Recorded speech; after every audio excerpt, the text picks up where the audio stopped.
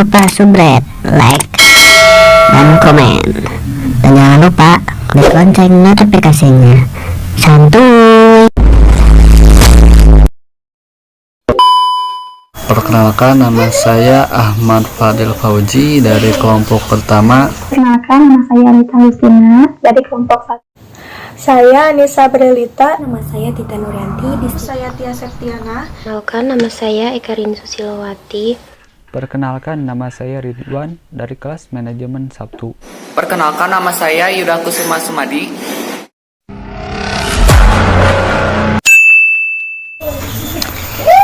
Hari ini saya akan mempresentasikan tentang munakahat.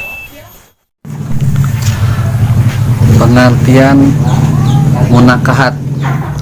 Munakahat berarti pernikahan atau perkawinan. Menurut bahasa Indonesia, kata nikah ini berarti berkumpul atau bersatu. Dalam istilah syariat ini, nikah itu berarti melakukan suatu akad atau perjanjian untuk mengikatkan diri seorang laki-laki dan seorang perempuan serta menghasilkan keturunan dengan sukarela dengan persetujuan bersama demi terwujudnya keluarga atau rumah tangga bahagia yang diridhoi oleh Allah Subhanahu wa Ta'ala. Yang kedua, hukum nikah. Hukum nikah ini dibagi menjadi 4. Yang pertama itu sunnah. Sunnah ini bagi orang yang ingin menikah, mampu menikah, dan mampu untuk mengendalikan diri dari perzinahan walaupun tidak segera ingin menikah. Maka hukum nikah ini adalah sunnah. Maksud di sini adalah seseorang yang ingin menikah dan juga mampu menikah, tapi juga mengendalikan diri dari perzinahan ini, tapi tidak tergesa-gesa. Jadi maka hukum nikah ini adalah sunnah. Yang kedua adalah wajib. Wajib bagi orang yang ingin menikah, mampu menikah, dan ia khawatir zina ini jika tidak segera menikah, maka hukum nikah ini adalah wajib. Maksud di wajib ini adalah seseorang yang ingin menikah, mampu menikah, tapi dia sudah khawatir dengan hubungan ini tidak ada kepastian maksudnya. Nah, maka hukum nikah ini adalah wajib. Kemudian yang ketiga, makruh.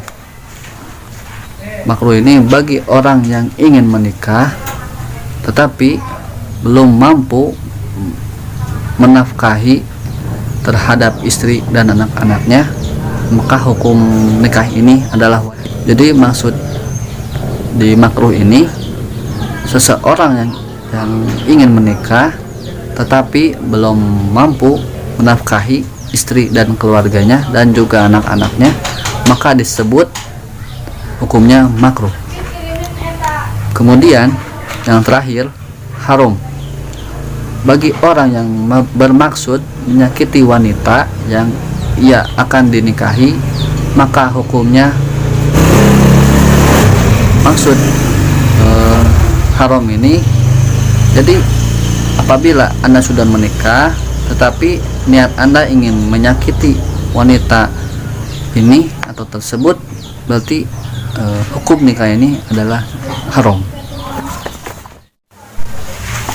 Yang ketiga ini tujuan pernikahan.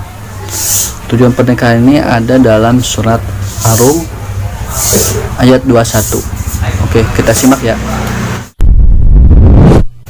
Dan artinya dan di antara tanda-tanda kebesarannya ialah Dia menciptakan pasangan-pasangan untukmu dari jenismu sendiri, agar kamu cenderung dan merasa tentram kepadanya, dan Dia menjadikan di antara rasa kasih dan sayang sungguh pada yang demikian itu benar-benar terdapat tanda-tanda kebesaran Allah bagi kaum yang berpikir.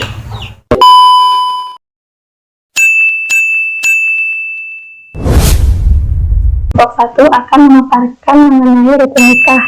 Rukun nikah ada 5, yaitu diantaranya 1.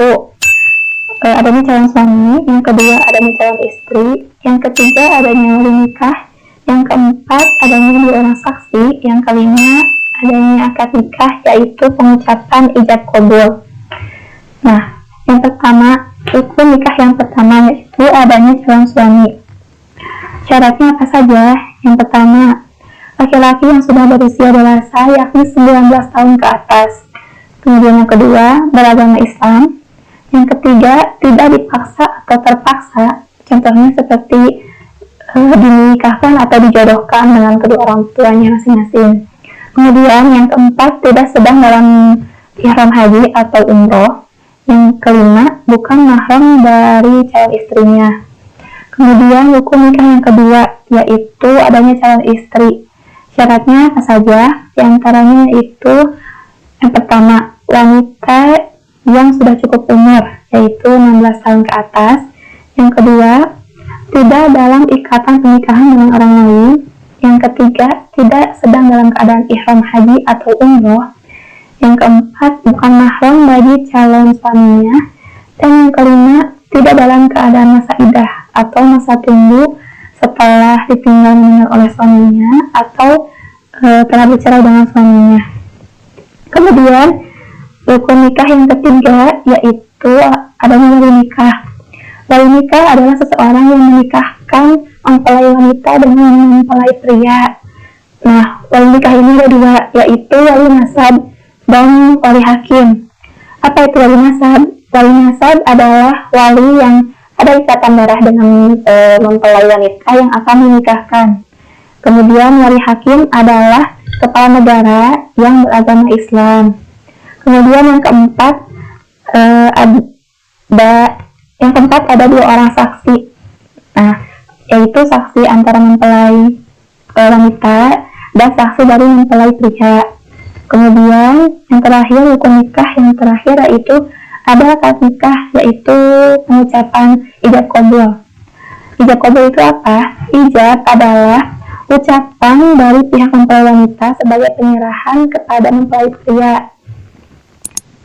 Kemudian qabul adalah ucapan mempelai laki-laki sebagai tanda penerimaan.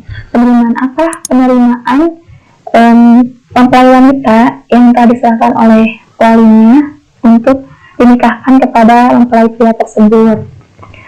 Nah, di sini suami ini wajib memberikan mas kawin terhadap istrinya. Tetapi untuk mengucapkannya dalam akad nikah itu hukumnya sunnah.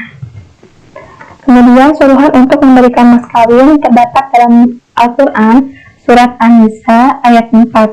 Artinya, berikanlah mas kawin atau mahar kepada wanita yang kamu nikahi sebagai pemberian dengan penuh kerelaan. Kemudian, jika mereka memberikan kepada kamu sebagian dari mas kawin tersebut dengan senang hati, maka terimalah dan nikmatilah pemberian tersebut dengan senang hati. Quran surat An-Nisa ayat 4. Baik.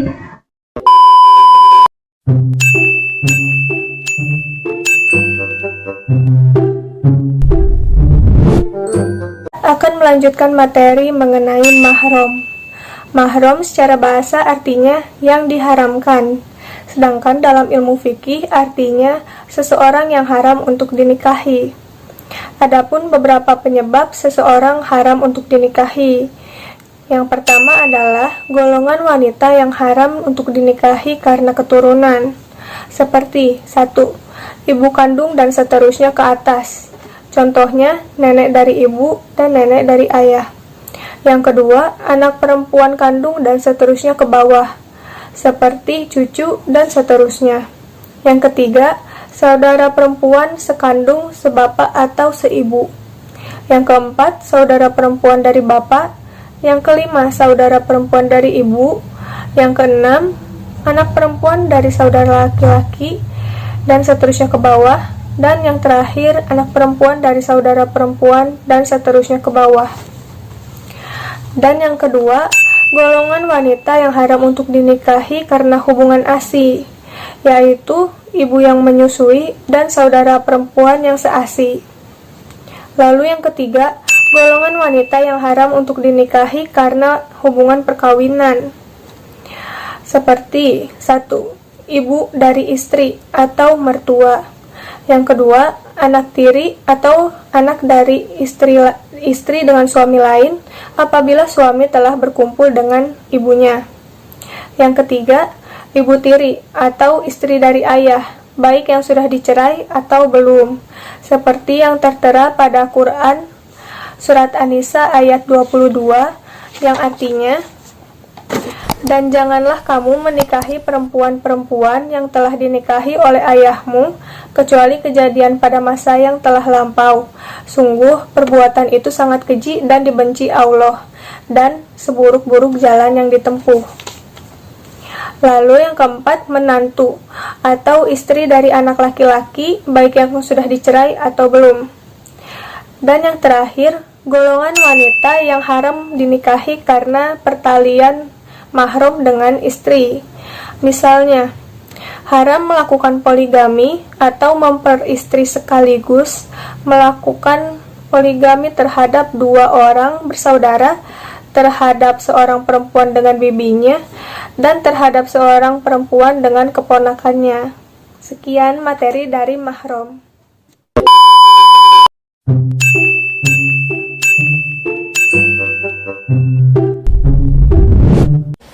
Saya akan melanjutkan pemaparan materi yang telah disampaikan oleh rekan saya Anissa Abdelita,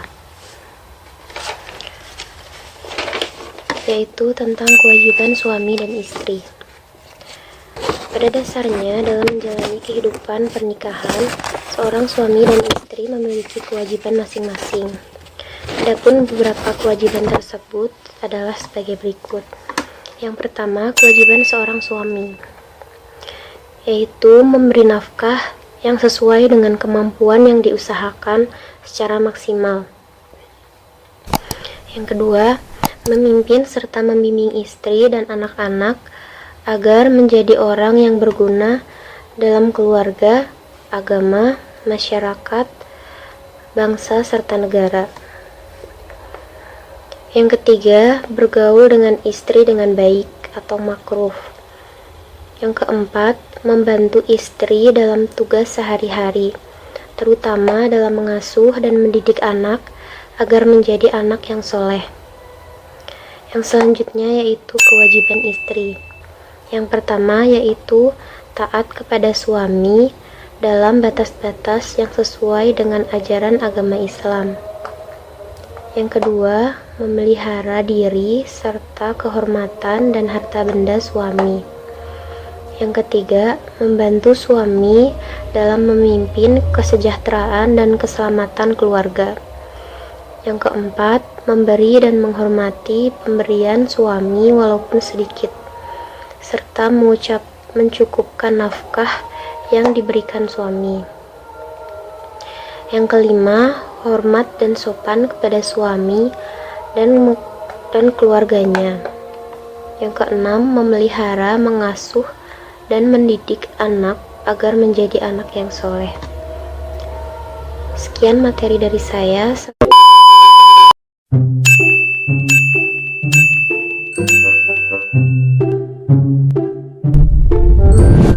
Di sini saya akan melanjutkan pemaparan mengenai munakahat yang sudah dijelaskan oleh teman saya. Di sini saya akan menjelaskan tentang perceraian.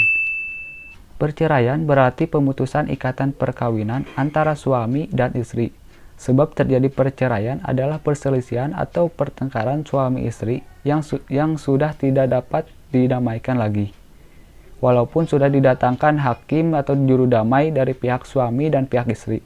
Rasulullah Shallallahu Alaihi Wasallam pernah bersabda, setiap wanita atau istri yang meminta cerai kepada suaminya tanpa alasan, haramlah baginya wangi-wangi surga. Hadis riwayat Ashabus Sunan. Hal-hal yang dapat memutuskan ikatan perkawinan adalah meninggalnya salah satu pihak suami atau istri. Selanjutnya talak, fasakh, kulhu, li'an, ila, dan zihar. Penjelasannya adalah sebagai berikut.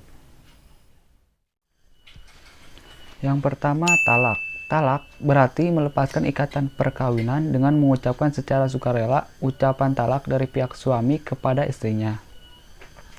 Talak dibagi menjadi dua macam, yaitu yang pertama talak raj'i, yaitu talak yang dijatuhkan suami kepada istrinya untuk pertama kalinya, dan suami boleh rujuk kembali kepada istri yang telah ditalaknya selama masih dalam masa iddah.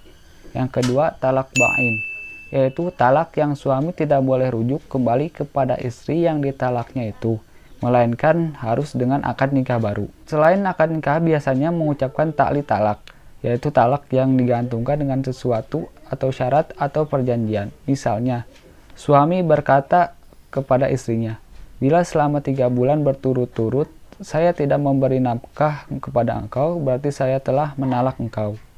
Ta'li talak hukumnya sah dan dibenarkan syara. Yang kedua, mengenai fasakh.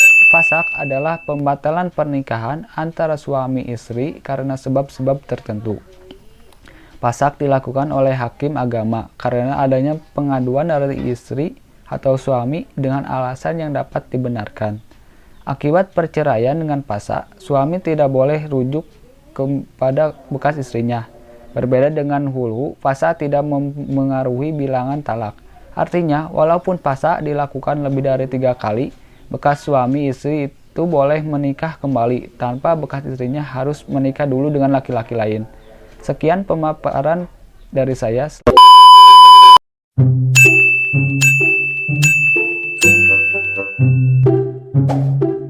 Di sini saya akan melanjutkan penjelasan tentang hal-hal yang dapat memutus ikatan perkawinan. Jadi yang ketiga adalah hulu. Hulu menurut istilah bahasa adalah tanggal. Dalam ilmu fikih, hulu adalah talak yang dijatuhkan suami terhadap istrinya dengan jalan tebusan dari pihak istri, baik dengan cara mengembalikan mas kawin atau dengan membayar sejumlah uang atau harta yang telah disetujui keduanya. Hulu diperkenankan dalam Islam dengan tujuan untuk mengatasi kesulitan-kesulitan yang dihadapi oleh istri. Allah Subhanahu wa Ta'ala berfirman, yang artinya, jika kamu khawatir tentang keduanya atau suami istri tidak dapat menjalankan hukum-hukum Allah, maka tidak ada dosa atas keduanya tentang bayaran yang diberikan oleh istri untuk menebus dirinya. Terdapat dalam Quran Surat Al-Baqarah ayat 229.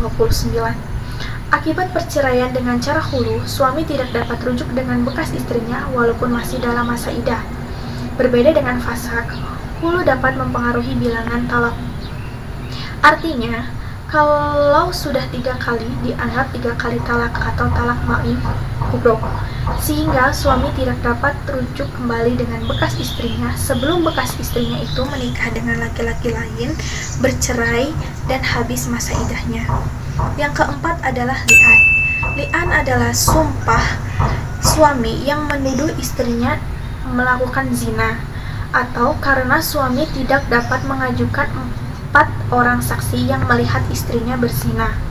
Dengan mengangkat sumpah 4 kali di depan hakim, dan pada ucapan kelima kalinya, dia mengatakan laknat atau kutukan Allah akan ditimpakan atas diriku apabila tuduhanku itu dusta. Apabila suami sudah menjatuhkan li'an, berlakulah hukum rajam terhadap istrinya, yaitu dilempari dengan batu sedang sampai mati. Al-Quran yang menjelaskan tentang li'an terdapat pada surah An-Nur ayat 6-10. Yang kelima adalah ilah. Ilah berarti sumpah suami yang mengatakan bahwa ia tidak akan meniduri istrinya selama 4 bulan atau lebih, atau dalam masa yang belum ditentukan.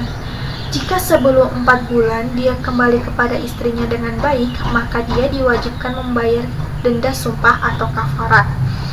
Akan tetapi, jika dalam 4 bulan ia tidak kembali pada istrinya, maka hakim berhak menyuruhnya untuk memilih di antara 2 pilihan, yaitu kembali kepada istrinya dengan membayar kafarat sumpah atau menalak istrinya. Apabila suami tidak bersedia menentukan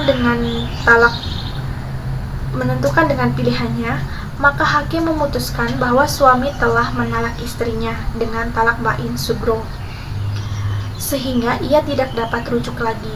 Ayat Al-Quran yang menjelaskan tentang ilah terdapat pada Quran Surat Al-Baqarah ayat 226-227. Yang keenam adalah zihar. Zihar adalah ucapan suami yang menyerupakan istrinya dengan ibunya. Seperti suami berkata kepada istrinya, punggungmu sama dengan punggung ibuku. Jika suami mengucapkan kata-kata tersebut dan tidak melanjutkannya dengan menalak istrinya, wajib baginya membayar kafarat dan haram baginya meniduri istrinya sebelum kafarat dibayar.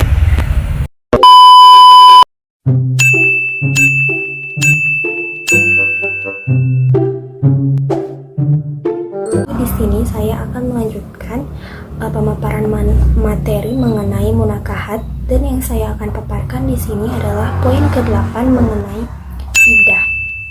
Iddah di sini merupakan masa tunggu seorang istri yang ditinggal karena meninggal oleh suaminya atau karena bercerai, agar kemudian dapat menikah kembali dengan pria lain. Tujuan dari iddah di sini adalah untuk mengetahui apakah istri tersebut sedang hamil atau tidak. Lamanya masa iddah dibagi menjadi dua. Yang pertama adalah iddah karena suami wafat, dan yang kedua iddah karena talak, fasak, dan hulu. Yang pertama adalah iddah karena suami wafat. Bagi istri yang tidak hamil, baik sudah berhubungan dengan suaminya atau belum, masa iddahnya adalah 4 bulan 10 hari, seperti yang dijelaskan dalam Quran Surat Al-Baqarah ayat 234. Kemudian bagi istri yang sedang hamil, masa iddahnya adalah sampai dengan melahirkan, seperti yang dijelaskan dalam Quran Surat At-Talaq ayat 4. Kemudian yang kedua adalah iddah karena talak, fasak, dan hulu. Yang pertama, bagi istri yang belum campur dengan suami yang baru saja bercerai dengannya, tidak ada masa iddah, seperti yang dijelaskan dalam Quran Surat Al-Ahzab ayat 49. Kemudian yang kedua, bagi istri yang sudah campur atau berhubungan dengan suaminya, maka masa iddahnya dibagi menjadi 3. Yang pertama, bagi yang masih mengalami menstruasi, masa iddahnya adalah 3 kali suci. Maksudnya di sini adalah sudah mengalami 3 kali menstruasi dan 3 kali pula bersuci dari itu. Seperti yang dijelaskan dalam Quran Surat Al-Baqarah ayat 228. Kemudian yang kedua adalah bagi istri yang tidak mengalami menstruasi atau menopause karena usia tua, maka masa iddahnya adalah 3 bulan, seperti yang dijelaskan dalam Quran Surat At-Talaq ayat 4. Kemudian yang ketiga adalah bagi istri yang sedang mengandung, maka masa iddahnya adalah sampai dengan melahirkan, seperti yang dijelaskan dalam Quran Surat At-Talaq ayat 4.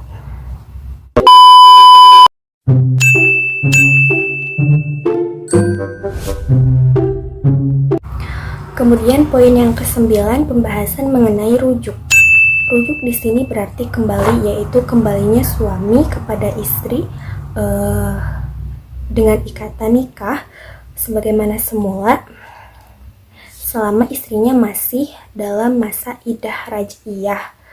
Hukum rujuk asalnya mubah, tapi hukum rujuk itu bisa berubah menjadi sunnah, wajib, makruh, dan haram.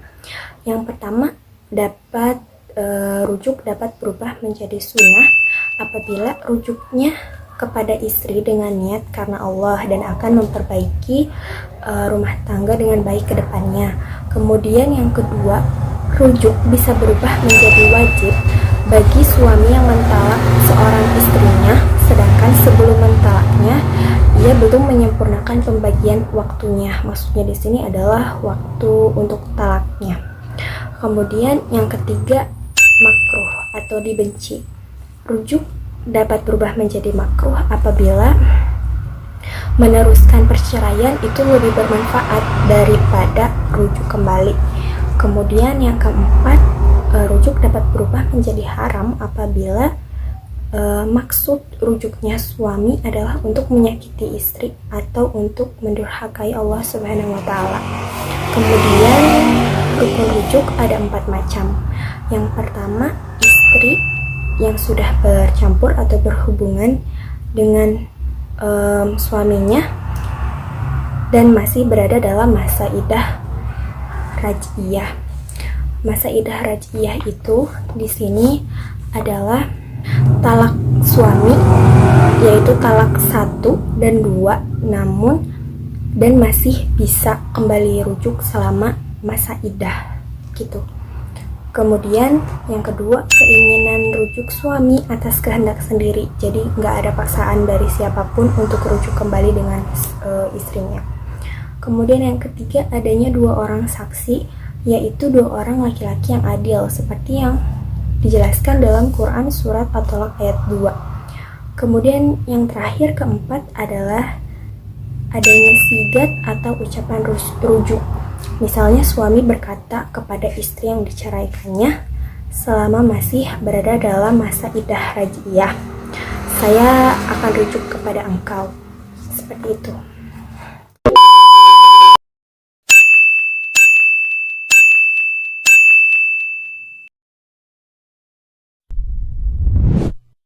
Saya akan melanjutkan materi dari Tita yang berjudul Hikmah Pernikahan. Fuqaha ulama fikih menjelaskan tentang hikmah-hikmah pernikahan yang islami. Di antara lain, 1. Memenuhi kebutuhan seksual dengan cara yang diridhoi oleh Allah, cara yang islami, dan menghindari cara yang dimurkai oleh Allah seperti perzinahan atau homoseks. Yang kedua, pernikahan merupakan cara yang benar, baik, dan diridhoi oleh Allah untuk memperoleh anak serta mengembangkan keturunan yang sah. Yang ketiga, melalui pernikahan, suami istri dapat memupuk rasa tanggung jawab, membaginya dalam rangka memelihara, mengasuh, dan mendidik anak-anaknya, sehingga memberikan motivasi yang kuat untuk membahagiakan orang-orang yang menjadi tanggung jawabnya.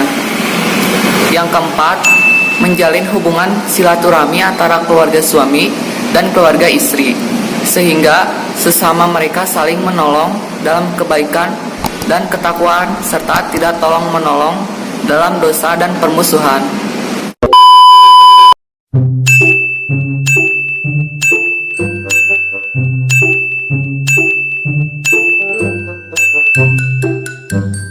Thank you.